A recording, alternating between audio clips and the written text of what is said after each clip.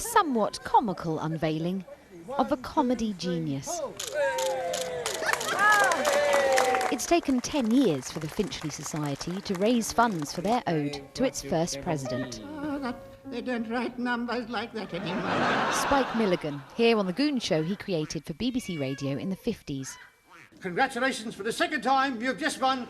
Then came the surrealist sketch show Q. There's a Q on the bench, which represents that series, and out of that series grew Python, very simply. He's the father of Python.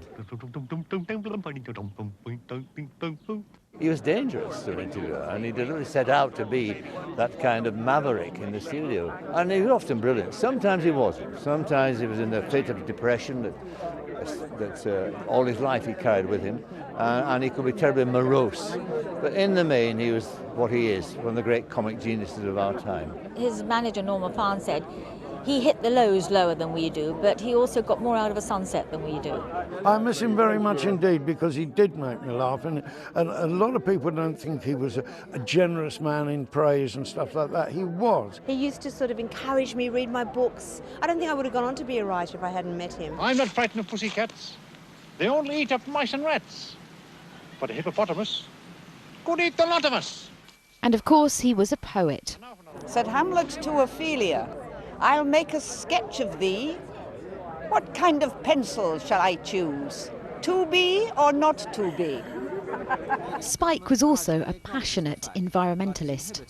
Avenue House was very important to Dad because he was heavily into environmental issues, and this is the London Borough of Barnet, and this is where Dad spent a lot of his life and raised his 4 children. The sculptor John Somerville lives in High Barnet, and his work was forged in Limehouse before taking its permanent home in the grounds of Stephen's House and Gardens. As well as characters from The Goon Show, the bench remembers the happy childhood Spike spent in India and the childhood of his children, for whom he made up adventure stories about the fairies at the bottom of his Finchley garden. It shows the many facets of this extraordinary man. Wendy Hurrell, BBC London News.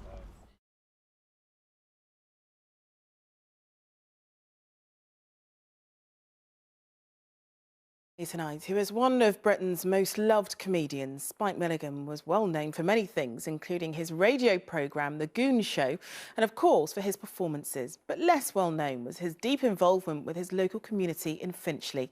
He was the first president of the Finchley Society, fighting planning applications and overzealous developers. And today, a statue in his memory was unveiled there. Faye Barker has the story. Right, are you ready? 1, 2, 3, pull! A memorial to an icon of British comedy. A life-size statue of Spike Milligan will now sit near to the late writer and performer's North London stomping ground, a tribute to the man whose work is credited with influencing comedy since the 1950s. An extraordinary talent of impulsive, on-the-spot daring that we're sort of familiar with now because we see all those comics, but we didn't then. In some ways, Python was much more conservative than Spike. We could pull it back into something that was probably reached maybe a larger audience, but it was never as inspired, I don't think, as what Spike was doing. A wonderful man, and a significant man, and a most wonderful of gifts, making us laugh.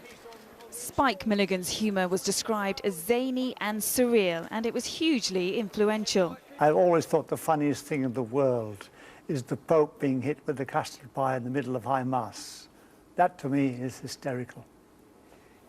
There goes the loss of all our Catholic viewers and eaters of bird's custard, switched off. Prince Charles was one of Milligan's biggest fans, and the star was never short of a quip to reporters either. Well, I hope you have a very good evening. I'll leave you alone now. Thanks very much. I wish you could leave me alone. About 50 quid would do. This bronze cost a bit more than 50 quid, the result of 10 years' worth of fundraising by the Finchley Society. It's in the grounds of Avenue House, near to where the comedian lived from 1955 to 1974, although some claim he may have preferred it elsewhere. I think he would have laughed at it, he really would. And he said, Finchley could at least have been Highgate, he'd have said something like that, you know. But no, we were great buddies, and he was of such an inventive, marvellous man.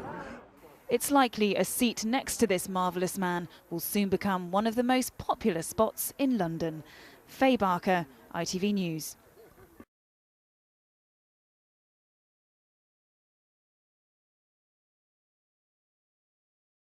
And finally, the Goon Show creator Spike Milligan has been honoured today with a bronze statue in the North London suburb he called home for many years. The late comedy genius who brought joy and laughter to millions over 5 decades now has a permanent memorial, and Milligan fans will be able to relax alongside their favourite funny man. Richard Pallow has more.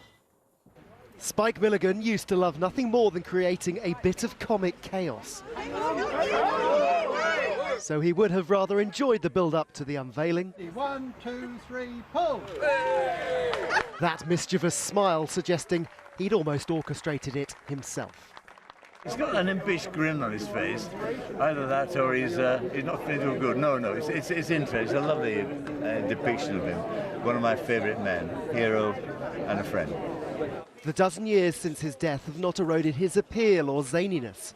Further up here in the Midlands, there's been a lot of turbulence and gale force winds, but they should be moving south during the night and blow themselves out towards tomorrow morning. Would you say the Queen entered into the spirit of things? No, she stayed alive all the time. And Prince Charles, famously the butt of many a Milligan joke, personally contributed to the statue that familiar faces were today talking to or having their photo taken with. It seems Milligan's manicness still sets the bar. In some ways, Python was much more conservative than Spike. We could pull it back into something that was probably reached maybe a larger audience, but it was never as inspired, I don't think, as what Spike was doing. The gold standard for comics, immortalised in bronze forever. Rest easy, old pal. I had rough rides sometimes, but you'll never be forgotten. Richard Pallow, ITV News, North London.